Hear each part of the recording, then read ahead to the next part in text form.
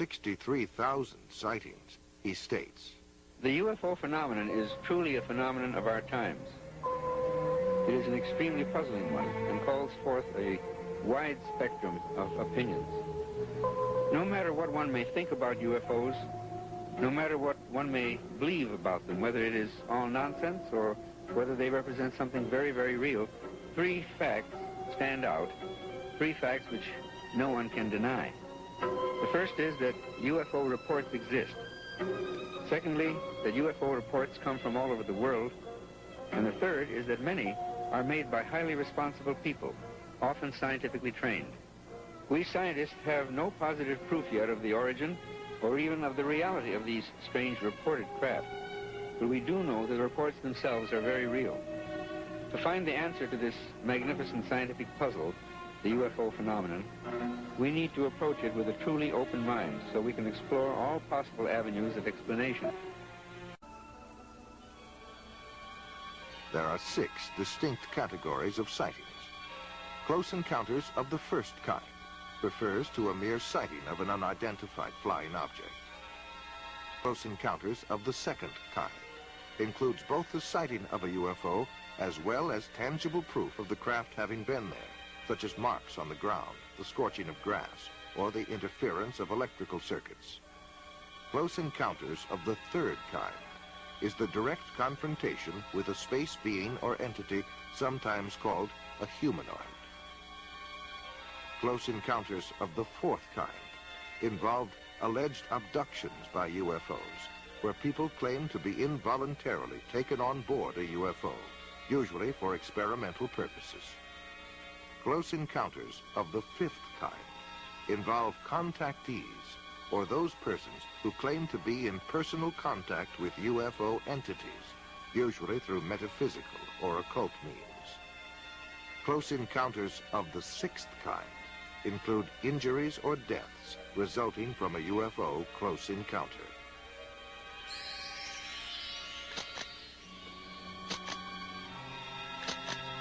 One of the greatest waves of UFO sightings in modern history came in 1965, with more than 500 cases reported during the summer months alone.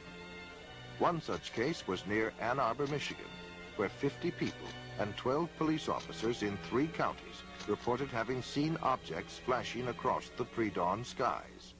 That evening, 87 female students at Hillsdale College near Ann Arbor watched an object flying around and flashing bright lights for a period of about 4 hours.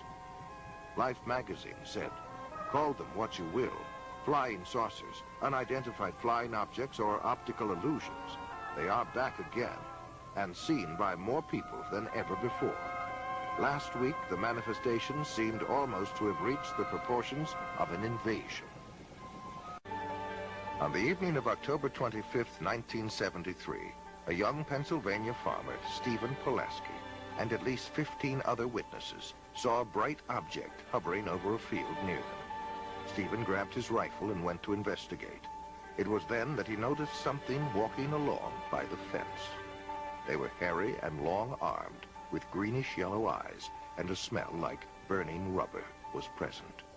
Stephen sensed that these creatures were not friendly and fired a tracer bullet over their heads.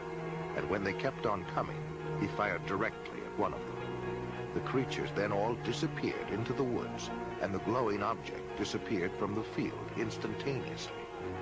UFO researchers as well as a state trooper were called in to investigate. When they arrived, the people there told them that Stephen had been growling like an animal and flailing his arms. His own dog ran toward him, and Stephen attacked the dog. Stephen then collapsed, and after a time began to come to his senses. The entire group commented on the nauseating, sulfur-like odor that was present.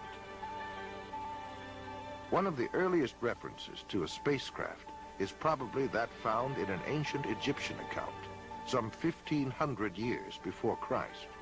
One of the characteristics of that craft was the foul odor that emitted from it. The Amityville Horror was based on a factual account of what happened to a family in Amityville, New York. An irritating and nauseating odor seemed to accompany the presence of the ghost or spirit entity that entered there from time to time. Whitley Strieber wrote of his abduction experiences in his book, Communion. He said he could smell their presence and that it smelled like sulfur. On October 11th, 1973, Charles Hickson and Calvin Parker were fishing when a strange craft descended and hovered near them. Parker passed out, and Hickson was paralyzed, but was able to continue observing what was happening. Two entities then emerged from the craft and picked Hickson up by his arms and carried him inside the ship, where he was thoroughly examined. He was then taken back to where they had been fishing on the riverbank. When the two fishermen went to the sheriff's office to report their story, they were interrogated and then left alone in a room with a hidden microphone. The recording of their conversation revealed that both men were quite frightened by their experience.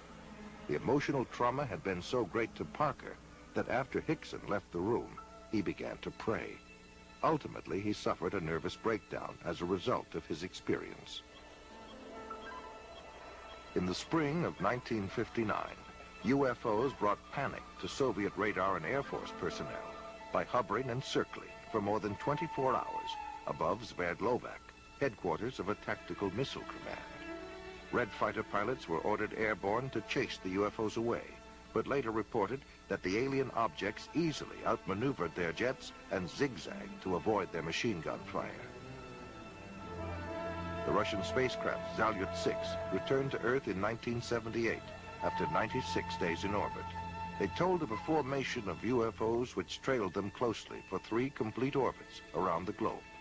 One of their cameras captured 20 minutes of incredible motion picture footage of this encounter.